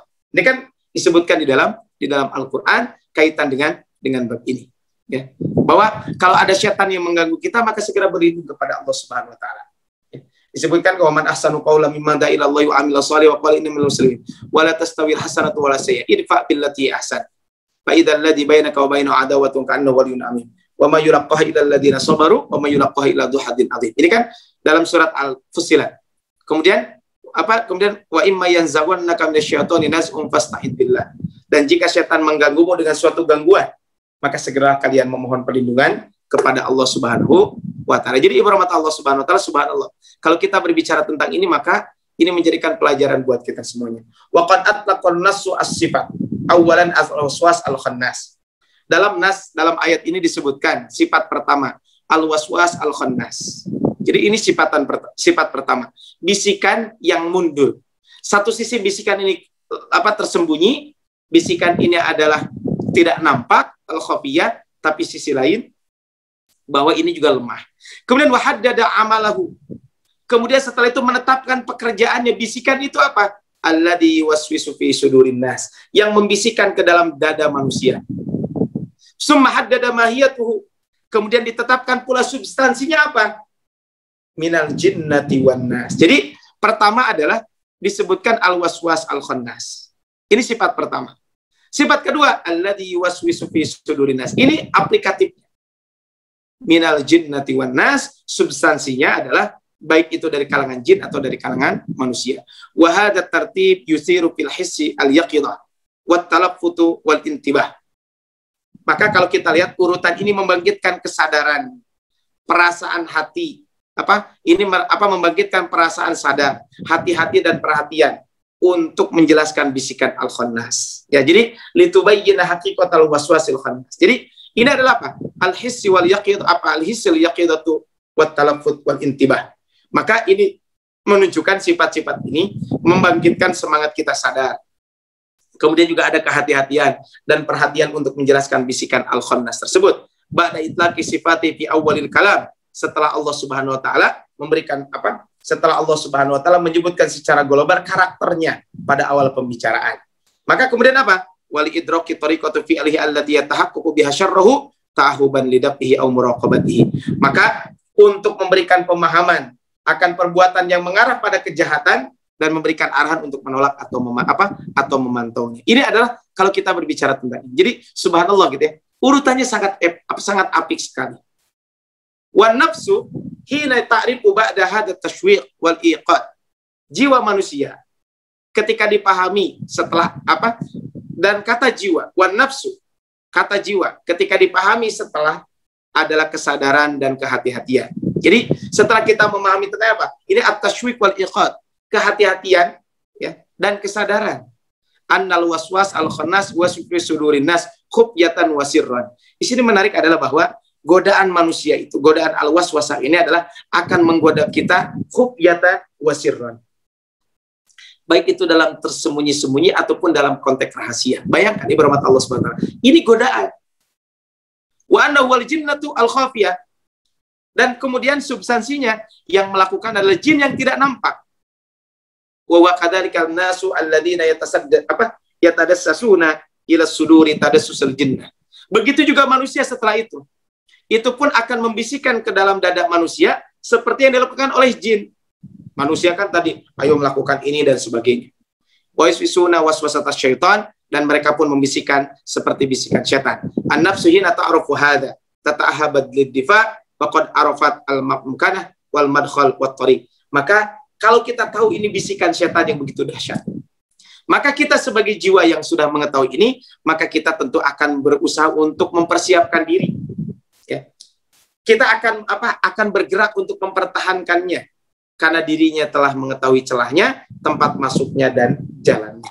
Maka kalau kita sudah tahu al-mamkan, al-makman, kemudian kita mengetahui celahnya, kemudian wal madkhal, tempat masuknya, wat tariq dan jalannya, maka kita semuanya akan melakukan itu semuanya. Alladzi yuwaswisu fi sudurin nas minal jinnati wan nas. Tapi Allah SWT, kalau kita berbicara tentang jin, bagaimana bisikan jin? Tentu kita tidak tahu. Walakin najidu atharuha fil waqi'in nufus wa waqi'il hayat. Kita tidak tahu bagaimana jin itu menggoda manusia. Kita kan itu rahasia Allah Subhanahu wa taala. Tapi kita dapat apa? Tapi kita bisa mendapatkannya melalui dampak yang terjadi. Jadi memang kita nggak tahu bisikan manusia, apa bisikan jin itu.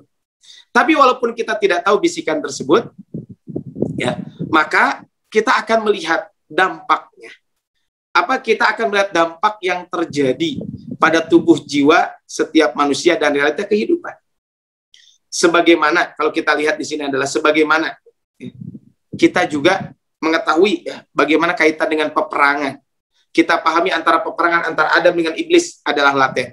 Dan setan telah mengumandangkan perang yang bersumber dari akhlak yang jahat di dalamnya. Oleh karena kesombongan, kemudian juga kedengkian, kebencian, dan sebagainya. Jadi, kita sudah menyadari tentang ini, bahwa setan ini adalah musuh yang nyata. Ini akan asyira bainan nas was syaitan. Perang antara setan dengan manusia itu akan terus terjadi. Karena ini terus terjadi, maka tentu kita semuanya harus selalu memohon perlindungan kepada Allah Subhanahu wa ta'ala. Makanya ketika setan selalu menggoda kita, maka Allah telah memberikan kepada kita perlindungan. Di antara perlindungannya apa? Kita berlindung daripada godaan setan. Makanya asyaitunu jatimun ala qalbi ibni Adam. Setan itu selalu bercokol, berada di hati anak cucu Adam. Fa idza dzakarallahu khanasa. Kalau dia mengingat Allah, maka setan itu akan kabur. Wa idza ghafala waswasa. Tapi kalau kita lalai, kita lengah, maka ia akan berbisik. Ini adalah kaitan dengan ini. Makanya berahmat Allah Subhanahu wa taala, tentu kita semuanya tahu. Ya, kita manusia tahu ya, apa akan bisikan setan tersebut. Dan kita juga tahu bahwa bahayanya itu adalah sangat besar buat kita semuanya. Ya, jadi bahaya itu sangat besar. Sehingga kalau kita lihat di sini adalah teman yang jahat yang selalu membisikkan kejahatan ke dalam hati dan akal teman yang lainnya dari arah yang tidak disangka dan tidak terjaga, karena ia mengira adalah sahabat karibnya. Kadang kan bisa jadi manusia seolah teman dekat, tapi tadi membisikkan keburukan. Bawahan atau pejabat yang jahat selalu membisikkan kepada pimpinannya, bahwa ia akan melakukan segala kejahatan dan kediktatoran serta kerusakan, ya, serta kerusakan di muka bumi, menghancurkan dan membinasakan tanaman dan keturunan. Para pengadu domba, pengumpat, yang senantiasa menghiasi dan membuat elok ucapannya, sehingga tampak seakan sebagai kebenaran yang tidak ada keraguan di dalamnya. Para penjual syahwat selalu membisikkan melalui pintu-pintu syahwat, memperdaya yang tidak mampu ditolak kecuali bagi siapa yang memiliki hati dan jiwa yang waspada dan pertolongan Allah Subhanahu wa taala. Dan para pembisik lainnya senantiasa bergentayangan. Jadi ini adalah kalau kita berbicara minal jinnati wan nas. Makanya berahmat Allah Subhanahu wa taala sebagai penutup bahwa surat ini jelas bagi kita semuanya bahwa pertolongan, ya, dan pelindungan hanya milik Allah Subhanahu wa taala. Ini yang pertama. Yang kedua, mengakui bahwa sesungguhnya seluruh makhluk itu semuanya berada di bawah pengaturan dan kekuasaan Allah Subhanahu wa taala. Dan tiada yang bisa memberikan pertolongan dan menolak mudarat kecuali Allah Subhanahu wa taala. Ini adalah kalau kita lihat kaitan dengan surat ini. Berahmat Allah Subhanahu wa taala, maka kalau kita lihat kira-kira apa sih kesimpulan dari surat yang kita bahas ini? Maka kesimpulan yang bisa kita ambil dari surat apa yang kita bahas ini adalah yang pertama, tema utamanya adalah tentang manusia. Tema utamanya tentang manusia. Penjabaran surat ini adalah cara berlindung kepada Allah dari pengaruh bisikan jin dan manusia. Ini penjabarannya. Jadi berlindung kepada Allah dari pengaruh bisikan jin dan manusia. Kemudian manusia itu adalah makhluk mulia. Tadi sudah disampaikan. Maka kenapa manusia diulang-ulang dalam surat ini? Karena ini menunjukkan adalah kemuliaan manusia. Kemudian berikutnya adalah jauhi persekongkolan setan dan jaga kejernihan dan kekuatan kolbu. Sehingga aplikasinya adalah hendaklah kita banyak membaca surat Al-Falaq dan surat An-Nas ini sebagai perlindungan buat kita semuanya. Nah, berahmat Allah Subhanahu wa taala, ini mungkin yang paling penting buat kita semuanya adalah kaitan dengan surat ini. Kira-kira aksinya apa? Setelah kita membaca surat ini, kira-kira kita mau ngapain? Mangga setelah ini mungkin ibu-ibu bisa memikirkan sendiri-sendiri. Kalau ini hanya contoh saja. Maka perencanaan langkah setelah membaca surat ini adalah pertama, jernihkan kolbu kita, jernihkan hati kita. Kemudian bagus kalau kita baca buku tentang dukun dan jin dan perdukunan, supaya kita juga tidak tergoda kaitan ini. Dan tentu kita memperbanyak baca al-mu'awwidataini dan al-mu'awwidah. Kita mohon perlindungan kepada Allah SWT dengan selalu membaca ketiga surat ini. Kemudian berikutnya adalah evaluasi berkalanya, apakah kita sudah membaca zikir pagi dan sore, zikir al-mu'awwidataini. Kemudian bagaimana pengetahuan kita tentang dunia perdukunan, kemudian tentang sihir serta perdukunan. Kemudian bentengi diri dan keluarga semuanya dari godaan setan tersebut. Tapi berahmat Allah SWT, sekira itu saja mungkin yang disampaikan di kesempatan kali ini. Kaitan dengan materi pada hari ini adalah tentang apa? Tentang surat tadabbur surat An-Nas, yaitu qul a'udzu birabbin nas, malikin nas, ilahin nas, min syarril waswasil khannas, alladzi yuwaswisu fi sudurin nas, minal jinnati wan nas. Wallahu a'lam, itu saja mungkin Bu yang harus disampaikan, mudah-mudahan bermanfaat. Maka saya kembalikan kepada MC Falyatafadhal masykuran. Enggak, ibu-ibu, kalau ada yang mau bertanya, mungkin udah jelas ya Ustaz. Ya, atau mungkin saya sedikit Bu ya, ini sebagai pengantar saja Bu ya. Oh, ada. Ada yang bertanya? Oh ya. Ada nih, ada pertanyaan, mangga Bu. Kalau ada pertanyaan mangga. Ini ada di chat Bu ya? Ada di chat yang mau saya bacakan Ustaz? Atau saya baca aja nggak apa-apa Bu? Oh ya udah.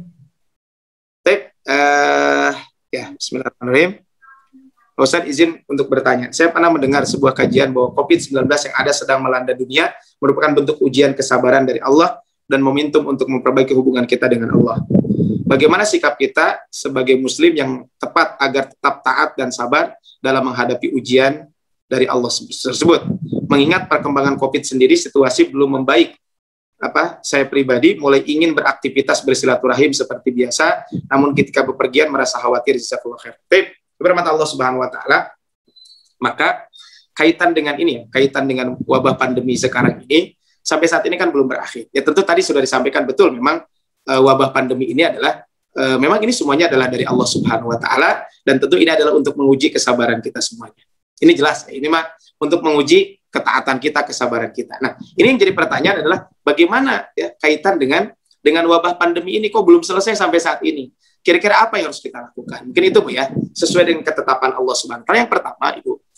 Yang pertama adalah saya sebenarnya ada materi yang mungkin nanti diingatkan, nanti saya ada video pendek ya. sekitar 8 menit lah kurang lebih, bagaimana kita hidup di era new normal menurut syariat Allah. Jadi yang pertama adalah tentu kita semuanya adalah dengan kita selalu menjaga protokol kesehatan. Ini penting. Jadi kita selalu menjaga protokol kesehatan. Ini bagian dari ikhtiar basyari kita. Jadi ini bagian dari ikhtiar basyari kita dengan kita apa? Dengan kita selalu menjaga protokol kesehatan. Jadi prokes kita ini selalu kita jaga. Bagian dari ikhtiar basyari sekali lagi adalah usaha manusiawi kita. Makanya ini adalah kalau kita berbicara tentang ini maka penting kita lakukan. Yang pertama itu. Yang kedua adalah setelah kita melakukan protokol kesehatan ini, maka yang kedua jangan lupa kita selalu berdoa dan bertawakal kepada Allah. Makanya tadi contohnya, saya mau silaturahmi, ya mangga silaturahmi saja, tapi protokol kesehatan tetap dijaga. Yang kedua apa? Kita selalu berdoa dan memohon perlindungan kepada Allah. Makanya kan setiap keluar rumah kita baca doa, Bismillahi tawakkaltu 'alallahi la haula wala quwata illa billah. Ini adalah salah satunya. Kita memohon perlindungan kepada Allah. Dengan apa? Dengan kita membaca Bismillahi tawakkaltu 'alallahi la haula wala quwata illa billah. Ini adalah salah satunya. Kita membaca ini. Bismillahi tawakkaltu 'alallahi la haula wala quwata illa billah. Nah, kata Rasul, barang siapa yang membaca zikir ini ketika keluar rumah, maka sungguh dia faqad hudita wa kufita wa wukita. Sungguh orang ini telah diberikan hidayah. Orang ini telah dijaga. Dan orang ini telah apa? Faqad hudita, diberikan hidayah. Kemudian wa kufita, dan dia telah dicukupkan. Wa wukita, dan dia juga telah apa? Telah mendapatkan perlindungan dari Allah Subhanahu wa taala. Maka ini yang kita lakukan. Kita memohon perlindungan. Kemudian ketika kita membaca, datang ke satu tempat, kita baca Bismillahilladzi la yadurru ma'asmi syai'un fil ardi wala fis sama'i wa huwas samiul alim. Nah, ini kan salah satunya adalah tadi. Jadi yang pertama adalah di masa-masa seperti tetap jaga protokol kesehatan. Karena kita nggak tahu, Bu, siapa yang bawa penyakit dari sebagainya, ini kita nggak tahu. Maka karena kita tidak tahu siapa yang bawa penyakit dan lain sebagainya, maka ini juga perlu kita lakukan. Dengan apa? Menjaga protokol. Kemudian yang kedua, jangan lupa memohon perlindungan kepada Allah Subhanahu wa ta'ala. Karena kalau kita hanya mengandalkan tadi ya, protokol kesehatan nggak tahu orang penyakit itu dari Allah, maka kita berdoa memohon perlindungan. Bismillahirrahmanirrahim. Kemudian baca Bismillahilladzi la yadurru ma'asmi syai'un fil ardi wala fis sama'i was sam'i. Kemudian kita memohon perlindungan kepada Allah. Allahumma inna na'udzubika minal barasi wal jununi wal judami wa min sayyi'il asqam. Ini kan memohon perlindungan kepada Allah. Kemudian setelah kita melakukan tadi ikhtiar basyari, berdoa sudah, maka ujung-ujungnya adalah kita serahkan semuanya kepada Allah Subhanahu wa ta'ala. Sehingga ketika kita tertimpa musibah, tertimpa sakit, ya memang itu sudah takdirnya, tapi kita jangan abai, pun ada gerimat dari Gusti. Nah, itu juga salah kalau kita berprinsip seperti itu. Ini adalah mungkin yang perlu saya sampaikan kaitan dengan bab ini. Jadi Bu ya, itu. Jadi kurang lebih adalah ya di masa-masa seperti ini tetap jalankan prokes kesehatan, kemudian juga selalu berdoa dan mohon perlindungan kepada Allah, dan ujung-ujungnya adalah kita bertawakal kepada Allah Subhanahu wa ta'ala. Jadi ini bagian dari usaha ikhtiar basyari kita kaitan dengan bab ini. Itu barangkali wallahu a'lam. Terima Ustaz. Ada lagi yang lain, Bu? Udah jelas mungkin. Ibu rahmatullah SWT, mungkin ini ada sedikit ya saya bahas mungkin kaitan Ustaz bagaimana dengan vaksin ya. Mungkin kan ini ya. Saya tidak akan bahas vaksin dari sisi pro kontranya ya. Karena pro kontra mau divaksin mau enggak, saya tidak akan bahas dari sisi itu. Tapi kalau kita lihat apakah vaksin di dalam Islam itu boleh atau tidak. Maka kalau kita lihat vaksin di dalam Islam itu boleh-boleh saja. Karena memang Rasul mengatakan tadawaw, berobatlah kalian. Fala tatadawaw bil haram, dan janganlah kalian berobat dengan sesuatu hal yang diharamkan. Ini kata Rasulullah. Jadi kita disuruh berobat, tapi berobat kita tidak dilarang kita berobat dengan sesuatu hal yang haram. Ini perintah dari Nabi SAW. Jadi yang pertama, berarti kalau kita, bagaimana tentang vaksin? Ada di zaman Nabi, memang vaksin dalam bentuk suntik nggak ada. Tapi kata Rasul, untuk pencegahan, barang siapa yang pagi hari memakan 7 butir kurma ajwa. Jadi 7 Bu yang dimakan, kurma ajwa. Maka dia akan terbebas dari sihir dan racun. Ini kan seolah-olah ini vaksin. Sehingga kalau kita berbicara tentang vaksin, bagaimana? Boleh, pertama kata Rasul, tadawaw, berobatlah kalian. Janganlah berobat dengan sesuatu yang haram. Yang kedua adalah, kata Rasulullah, la dororo wa la diror. Jangan membuat orang lain madorot, susah. Jangan juga membuat diri kita madorot. Artinya apa? Berarti ad-doror yuzal. Yang namanya kemadorotan harus dihilangkan. Salah satunya adalah mungkin dengan vaksin ini adalah salah satu cara untuk kita menghindari kaitan dengan kamadorotan, baik itu membuat madorot buat orang lain, termasuk juga madorot buat kita. Ini adalah kaitan dengan bab ini. Tentu syaratnya adalah satu, vaksinnya adalah harus vaksin yang halal. Makanya kalau kita lihat kan boleh atau tidak, ya tentu dalam syariat Islam dibolehkan. Saya tidak membahas kaitan dengan vaksin ini pro kontra dan sebagainya. Cuman kalau ditanya, bolehkah kita memakai vaksin? Boleh, silakan. Tapi dengan syarat vaksin yang halal. Vaksin yang halal. Tentu halal ini dalam konteks kaitan dengan zat yang adanya. Tentu dengan kandungannya tentu adalah sesuai dengan ya setelah penelitian dan sebagainya, maka itu kaitan dengan ranah ilmiahnya tentu dibahas. Tapi dari sisi syariatnya adalah vaksin itu dibolehkan selama vaksin itu dengan suatu hal yang halal. Tapi ketika kita divaksin, ketika kita berobat, yakin bahwa Allah lah yang akan menyembuhkan kita. Jangan sampai karena sudah divaksin, dia yakin bahwa yang menyembuhkan itu vaksin. Nah, ini tidak dibolehkan. Karena kata Allah di dalam Al-Quran, ketika berbicara tentang Nabi Allah Ibrahim alaihissalam, wa idza maridtu fahuwa yashfin. Ketika aku sakit, maka dialah Allah yang menyembuhkan aku. Itu barangkali Bu, wallahu a'lam.